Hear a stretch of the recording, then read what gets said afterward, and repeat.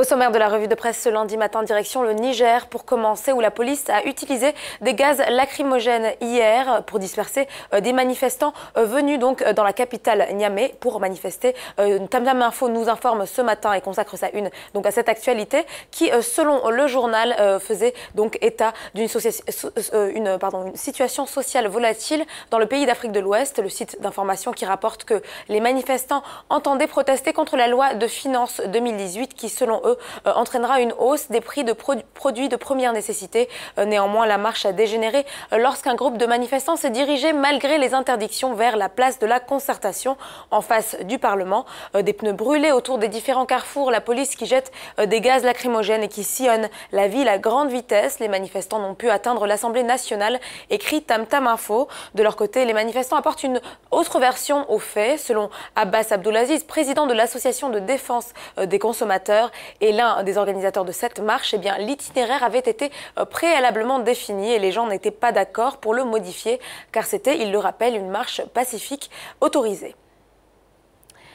Et puis au Kenya, à présent, l'attente des résultats de l'élection présidentielle reprogrammée se poursuit. The Africa Review publie ce matin une analyse de la situation politique dans le pays de la Corne de l'Afrique après une période de troubles. Selon l'auteur de ce papier, les manquements et les défauts de scrutin risquent de nuire au président sortant Uhuru Kenyatta s'il est réélu. En effet, The Africa Review estime que ce scrutin va renforcer la légitimité politique de l'opposant Raila Odinga. Il va par ailleurs renforcer le vice-président William Ruto, dont Uhuru Kenyatta est devenu de plus en plus tributaire. Enfin, le président sortant devra devenir plus autoritaire et pourtant cela sans légitimité issue d'un mandat électoral. Il fera face donc à une population de plus en plus défiante. Il résultera donc au fur et à mesure une crise constitutionnelle qui viendra saper la stabilité du pays, conclut le papier.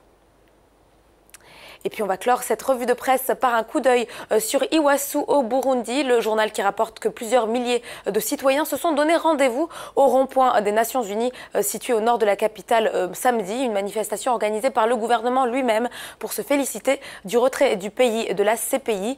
Un maître de cérémonie scandait des slogans contre la CPI et la foule enthousiaste les répétait à gorge déployée, écrit le journal. Bye bye CPI, chantait-il à tue-tête. Les ennemis du pays veulent que le Burundi soit comme l'Irak ou la Libye. Ils ont tué Saddam et Kadhafi. Ils voulaient faire pareil avec Nkurunziza, mais le dieu des Burundais, lui, est grand, a-t-il martelé.